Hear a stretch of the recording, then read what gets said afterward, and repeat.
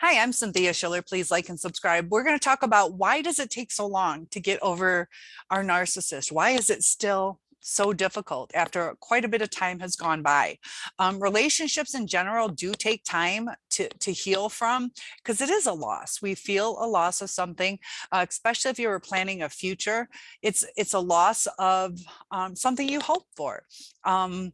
But when you're in a relationship with a narcissist, often they are more intense. They kind of have a lot of highs and lows. We're in this like roller coaster thing.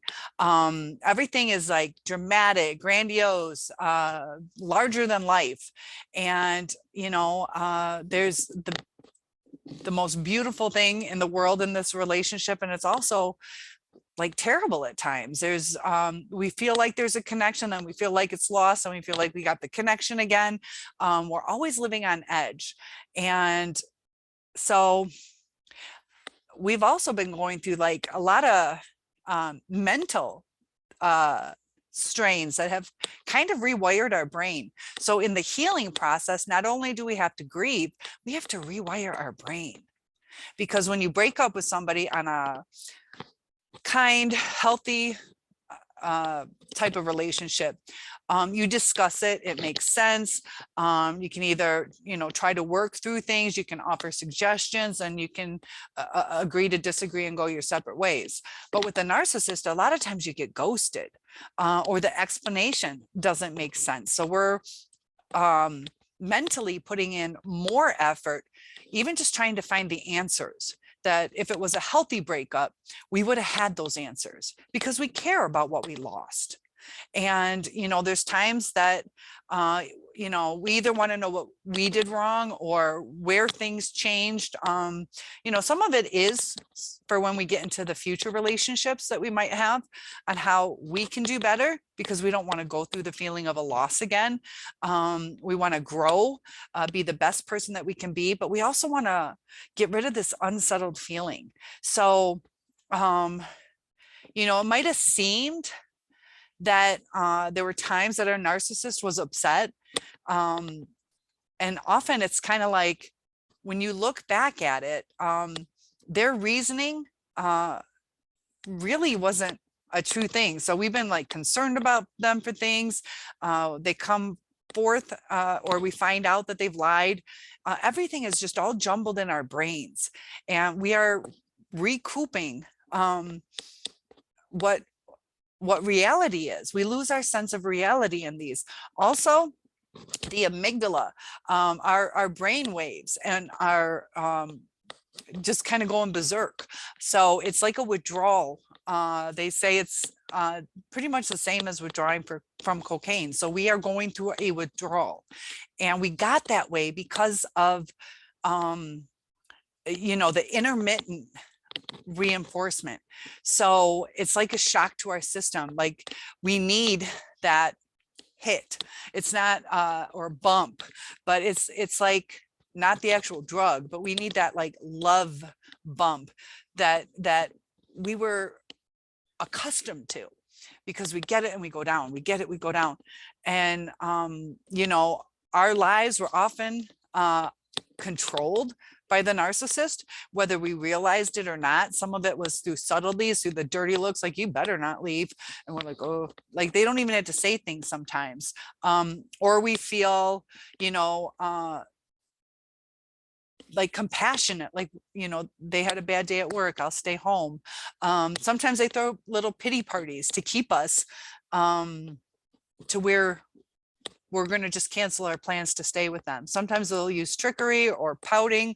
And other times they'll tell us directly, like, you're going to do this, you're not going to do it. And they also,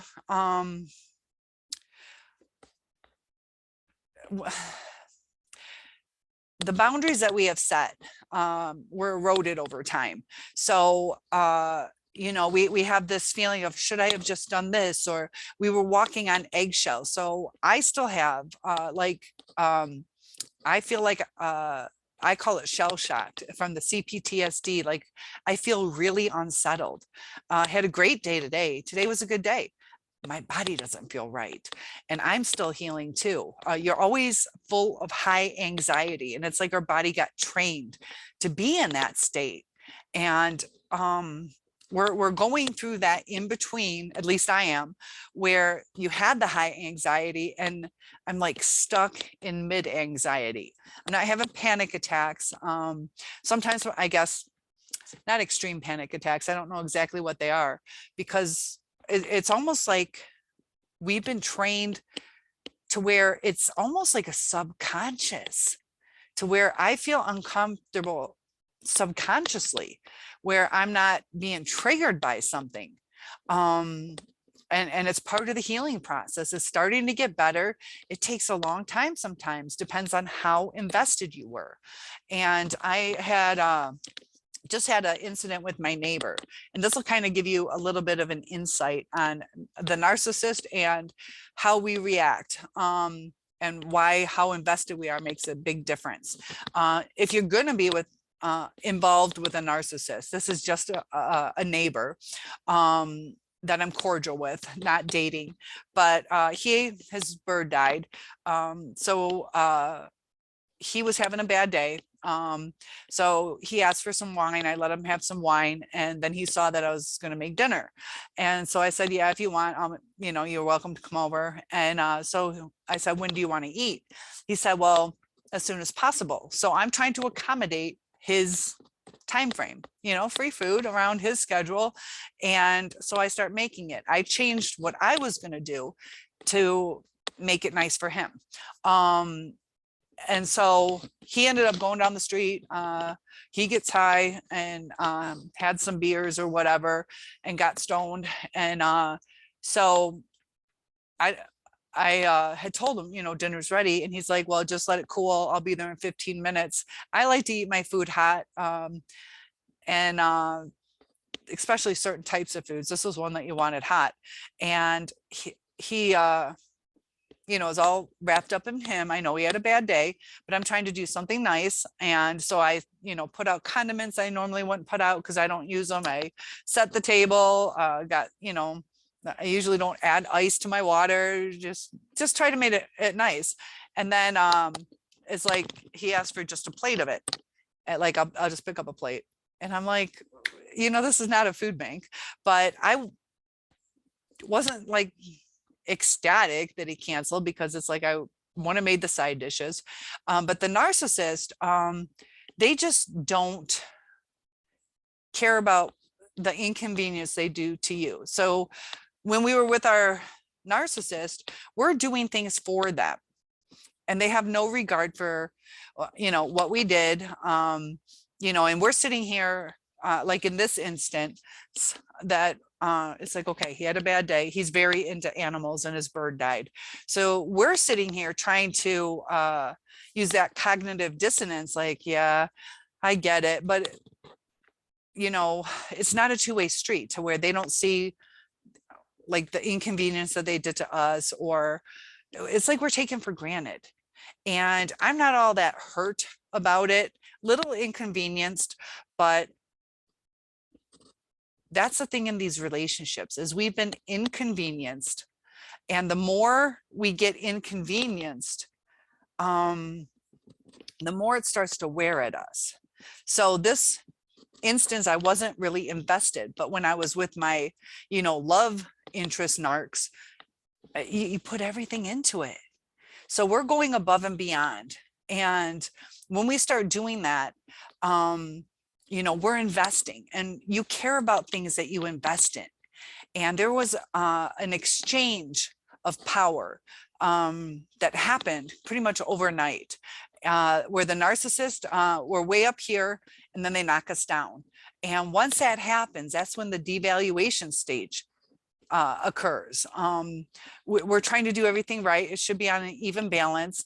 And it happens to where we're trying more and more. So we're investing more and more. So when we lose this person, it hurts even more, because we lost so much of ourselves.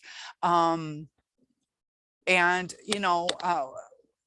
we look back and we start analyzing things, so we're not just dropping it, we're trying to figure things out. If it was a healthy relationship that broke off, we know answers make a difference. What GI Joe says, knowing is half the battle, pretty much is, so our minds just won't let it go, and we have to use a lot of mental energy to purposely let it go.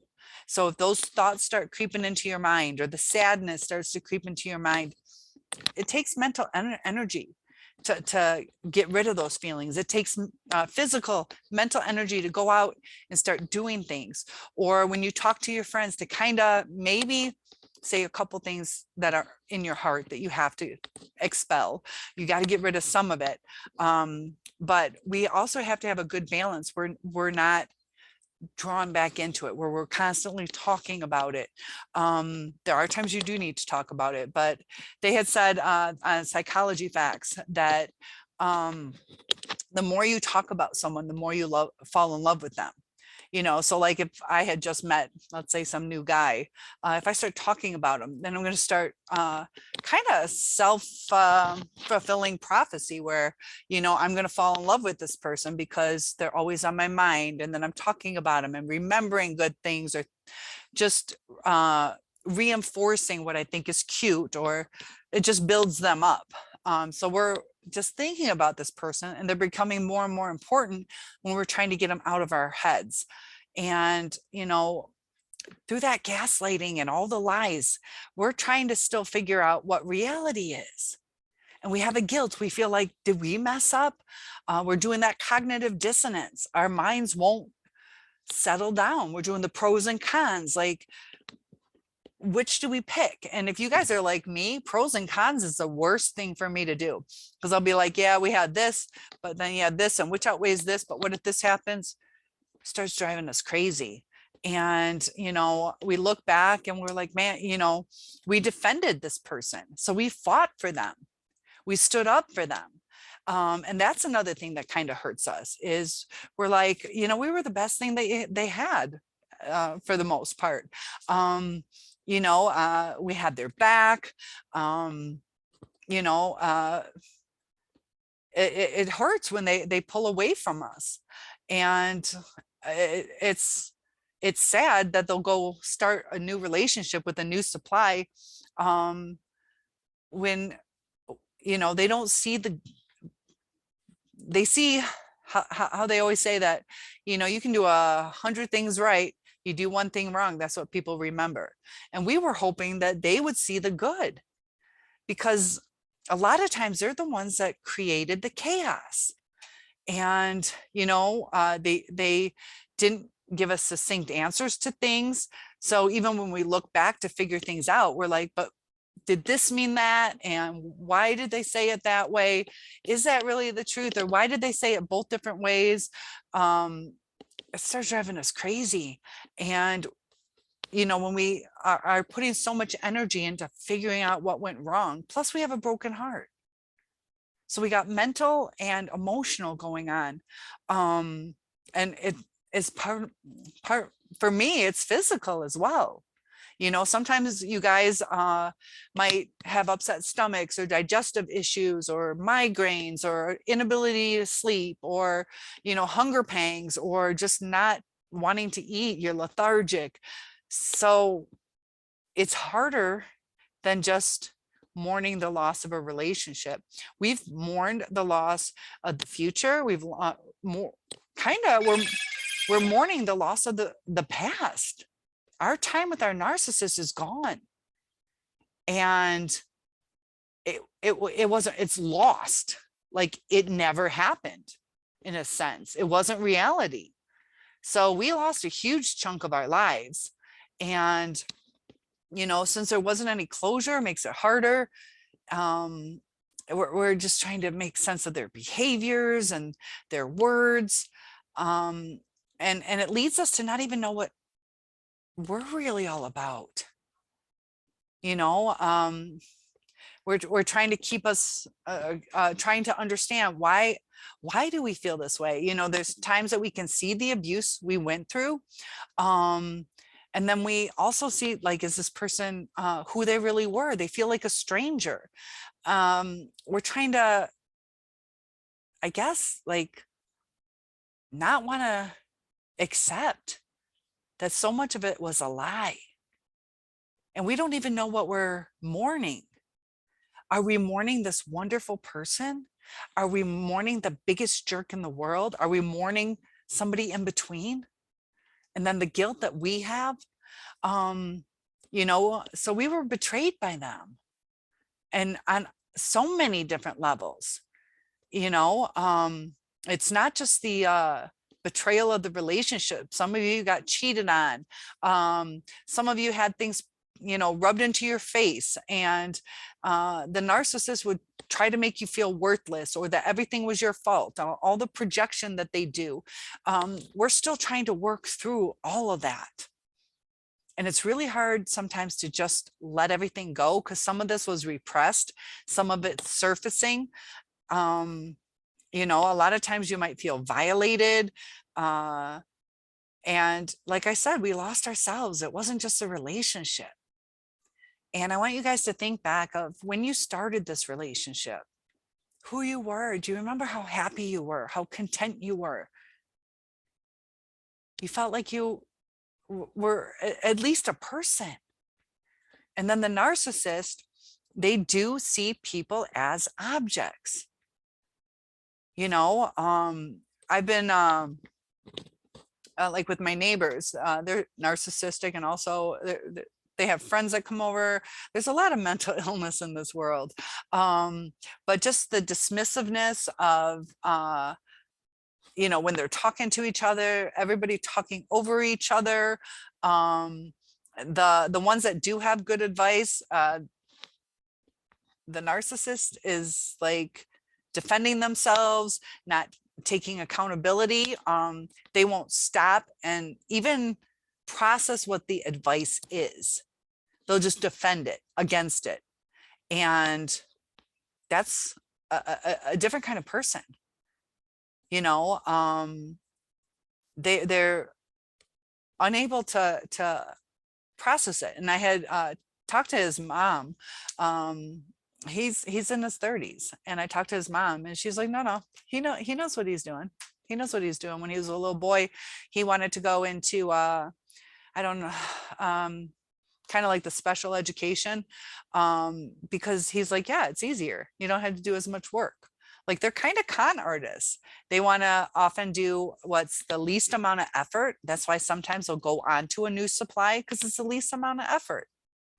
And I'm not saying they're not hard workers. Sometimes they're like fantastic workers, because they like the feeling of people being proud of them, because it's a reflection of, it's a supply to them. But they don't like to work hard in relationships after they secure it. So they'll work hard during the love bombing stage, but once there's that exchange of power, because they're like chasing or trying to secure the new supply, which at one time was us. But as soon as they have it, it's kind of like, I was saying about this earlier. I went for a walk. I'm a teacher, and also a mother. I had to be real careful with my daughter. If you guys have kids in the next few years or whatever, you have to talk to your kids a different way. Instead of saying, if you don't mind, could you go brush your teeth? Because then they'll be like, I mind, I'm not doing it. Or would you do that? Would you get ready for bed? You have to say, go get ready for bed. You just have to talk to them in a different way. I still struggle with that. And when I'm a teacher, on how direct you have to be with them, that's when you're in power. That's when they listen. But the narcissist, in the beginning, we had a power. We didn't realize it. They were chasing after us, or at least working at the same pace. And once, it's like if a kid had power over me in the school, if they're like, that's why substitute teachers have such a hard time, because they're not seen as the person in charge. They're seen as just a fill-in. So it's a different balance of power. And once the narcissist has that power, they just treat us as under them, and they want to control us, and they feel they're entitled to do that. But we're grown adults, and the hard part in these relationships is pretty much everybody in these relationships in life, they're trying to get back to what they had as a child, because that's where they were comfortable, even if it was a messed up situation. That's why Stockholm syndrome, you love your abuser. So it doesn't always have to be a good childhood, but that's what molded us. That's what brought us into, throughout our lives. And I kind of thought it was pretty much a bunch of BS in the beginning about this old childhood stuff. Delve into it more. It's pretty legit. It really is, on whether you have abandonment issues or certain things you're self-conscious about. But when we're trying to talk to people, nobody really seems to understand what we're talking about. That's why you guys are coming to these YouTube videos to get perspective. Some of you are listening to the self-aware narcissist, trying to understand your narcissist mind.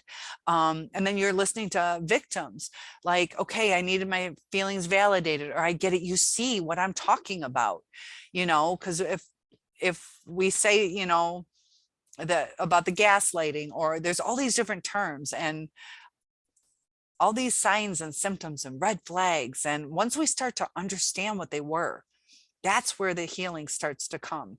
So the more you learn, the more quickly you're going to heal. That's why I keep encouraging you guys to tell me any topic you want to talk about. I will help you through it. And, when we were going through these relationships, we didn't see what was wrong, or we couldn't foresee what was wrong. Like I was at a picnic with my first ex, and they had like a sawdust thing, and the kids are supposed to, little toys inside, or coins. I think they had coins inside, and I got sawdust on me. And he was so embarrassed that I was playing with my daughter, our daughter, and got sawdust on me. Like, for one thing, I was just doing my own thing, taking care of our daughter, having fun with her. And it would have been nice if he's like, oh, she's spending time with our daughter. She even gets down on her on her knees and participates. And it wasn't even all that much. You know what I mean? And that is a devaluation. That made you embarrassed. Like, I'm sure other people were like, oh my gosh, Cynthia has sawdust, like 6 pieces of sawdust on her. But we don't see it coming, and if we would have known that, maybe not, but would I have played in the sawdust, or would I have stood up? And this is the thing, even if I had said, oh my gosh, you're being ridiculous, I was just playing with her, it's just a little bit of sawdust, it doesn't matter. They're not going to be like, I know, you're right. They're going to be like, I was so embarrassed, because they're all about themselves. What I did with my daughter had nothing to do with him, but he took it personally because it embarrassed him. And we're trying to walk on eggshells, trying to predict everything, and we're looking back like, what is that one answer? There's no one answer. And if it is an answer, it's not a fair answer. It's going to be something silly like that, like, oh, you got sawdust on you, now I can't marry you. So sometimes we look back on how abusive was it really all that bad? And we like to minimize things. We're like, yeah, maybe he yelled at me, or he didn't really push me, just kind of grabbed me hard, or we're going through all these things. Don't put up with physical violence. Definitely do not do that. But also don't put up with emotional violence, because that lingers. That lingers. I'm a burn victim. I've had stitches from accidents. I've had several broken bones. Those have healed. Those have healed. My emotional scars, the first one it was over 20 years. 20 years. And then this last one, I'm still going through it. You know, it's how much you redirect, how much you move on, how quickly you're going to get over it, how much you almost take on a narcissistic mindset where it's like, I'm not going to think about it. I'm not going to think about it. And the narcissist just automatically does that. They don't have the remorse. You know, we have remorse even for little things like, should I have played in that sawdust? Or we second guess ourselves. Was it my fault? Was that embarrassing? Should I have done that? His friends were there and they saw me. We're going through all these scenarios instead of just letting it go. And just, this is the hardest part because I'm not going to be a hypocrite. I want answers too. I want to go back in time and fix things. I want that connection because it felt like we had a connection, but we became like addicted to them because of that intermittent reinforcement. It put us into panic modes. It put us into anxiety. We reached out and over-explained too much. So then we start feeling guilty about that. You know, it wasn't always a two-way street, you know, and, you know, it was just so unstable that we're trying to find the stability in our lives again, because that entire time you were with your narcissist, other than that love bombing stage, was unstable. And it's just like if you've ever been on a boat or to the ocean or a wave pool, when it's unstable or you're feeling the waves, that's what you get used to. And then you walk on land and you're all with your sea legs or whatever they call it. Your legs are like wobbly. You have to get used to walking on straight ground. And I want you to really take that to heart and put that in your mind is, seriously, if you were on a boat and you get off that boat, you have to readjust. And that's just a boating trip. We were in a relationship that was rocky. And we're just trying to stand on stable ground. And it takes an adjustment time.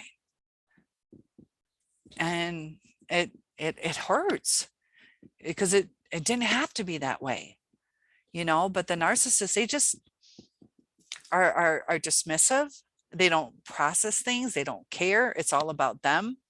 So as the neighbor scenario where, you know, we're sitting here, you know, I'm trying to feel sorry for him. His bird died. But we lose who we are, you know, and I'm not, it's not that big of a deal to me because I'm not that invested in it. I didn't purposely go out and buy extra food.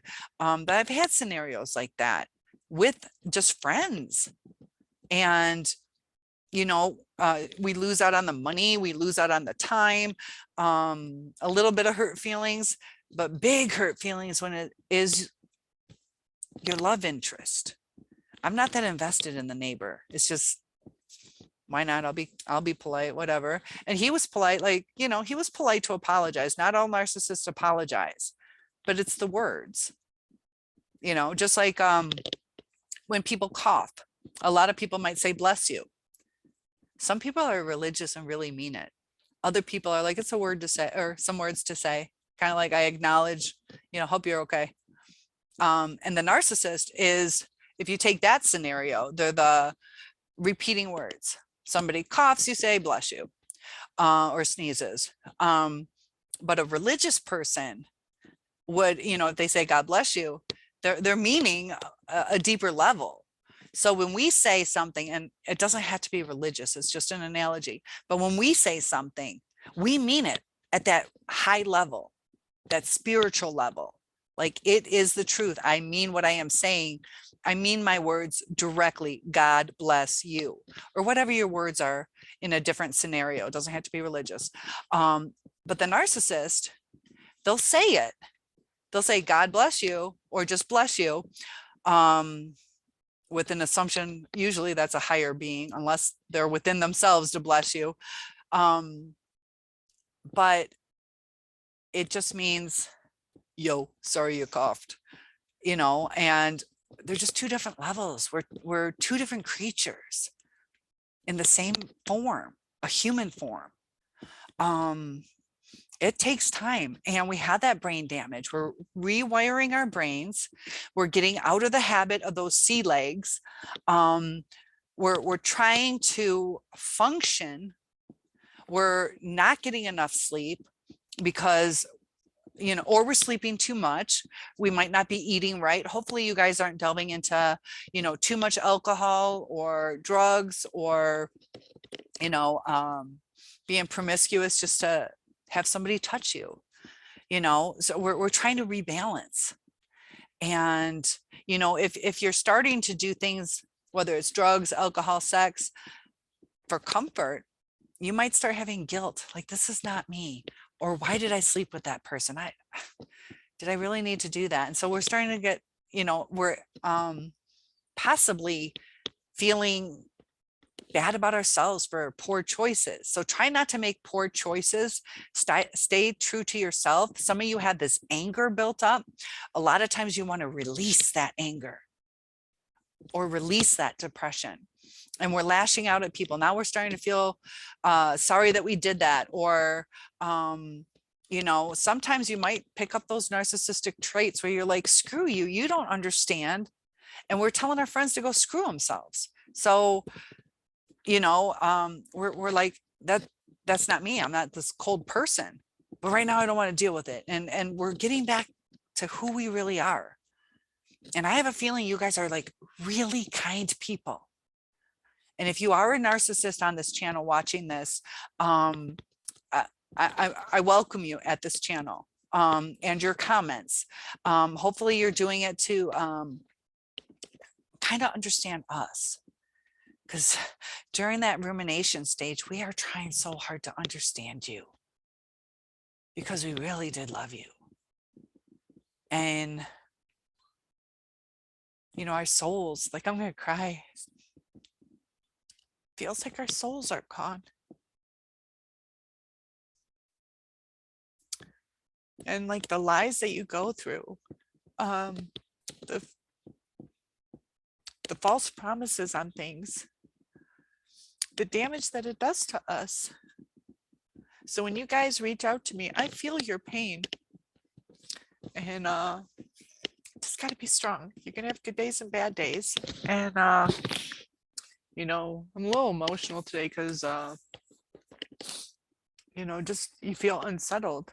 And, you know, not really upset about the neighbor, but I'm upset with the way the world is, all these mass shootings. And, you know, I've been doing a lot of research trying to help you guys, and just some of the things you come across, the coldness and how scary the world's getting. You know, a part of me is thinking about, you know, going back to teaching at the schools. I teach online. I have my own kind of like business on it. It gets a little lonely though. And I'm trying to heal, trying to get back out there, meet people. And, but the kids, I love kids, but all the behavioral issues, you know, you want to make a difference in these kids' lives. Some you can get through to, some you can't. The mental illness is on the rise. The mental illness is on the rise. And, you know, I've dealt with parents. You know, you try to help the child, you try to get them kind of on a track that they need to be on. And I had called this one parent and I had discussed what was going on. And there was a little bit of talk. It was kind of a little dismissive, or, okay, yeah, I'll talk to the kid, or it was a little bit. And then the child, it was like really bad. And it threw the whole classroom management off. There was 3 fights between, what was it, 20 kids in one day. Like, this one kid was setting everybody off. And then they're pulling braid, not quite this thick, but a braid out of the girl's hair. It was like I don't know if it was glued or sewn in. No, actually, it came out like it was a full amount. So it wasn't just the extensions. Another got punched in the nose. They were throwing chairs. And so I called the parent back and had the same number. And they're like, wrong number, and hung up on me. Like they don't even want to deal with it. And that's kind of where the narcissist is. Yeah. Like, okay, I broke your heart, whatever, get over it. Or they'll appease you or give you some BS of, you know, I don't even know some of the lines. Mine was ghosting, you know, or the it's not you, it's me, that kind of stuff. And the one that I hated is you're so beautiful, you could have any guy that you want. And you're like, that's not really reassuring because it's you that I wanted. So does that really make me feel better? No. But you guys, big hugs to you. It takes time, but work on yourself. Try not to focus too much on them. You do need to grieve. You have to do that. There are 5 stages of grief. Some have an extra 2, but you can watch that video. You're rebalancing now. You're rewiring your brain. Purposely help yourself rewire your brain. Get rest. Don't delve into things that you are outside your comfort level or things you know you shouldn't do, like too much alcohol or drugs. Don't be tempted to those escapes, you know, because you can, you know, get caught up in that. So know your self-worth and get back to who you are. Get back to that person everybody adores, because it's inside you. You're not a sad face. You're a happy person inside. They just dumped on you, and we just got to get rid of all the crap they put on us. Shine ourselves up, do that little glow up that they keep talking about, and be the best you can be, and you will be with somebody better in the future. And if not, you know, there are people out there. It's you know, you can twist this how you want. God helps those that help themselves. So whatever your God, universe, whatever, even if you're your own God, you're going to get the help and the guidance if you put that forth. And sometimes we might need to put things on like a higher being, whether it's what you guys believe, whether it's the universe or a God, or some of you do it within yourselves, but if you can kind of put it in the hands of, it's going to be okay. It's going to be okay. And then work with getting your life back in order, because a lot of life is self-fulfilling prophecy. If you're down all the time, I'm never going to find anybody. Well, yeah, you're cranky, you know, as opposed to like, I'm doing this and I'm getting ready and I got, you know, really good friends and I can't wait to meet new people. Fake it till you make it if you have to. It'll become more natural. It'll become more like what you used to be. And I can relate to you guys. I know it's hard, but keep chugging along. And I hope that helps. Have a good day.